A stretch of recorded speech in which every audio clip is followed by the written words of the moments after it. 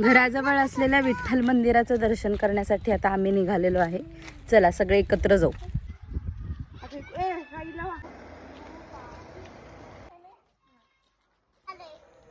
आम्ही चालत चालत आता घराजवळच्या कोणी गावावरती आलोय आणि इथं आहे एक छोटंसं विठ्ठलाचं मंदिर.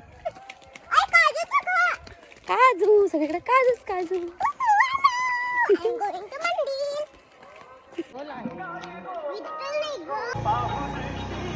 चला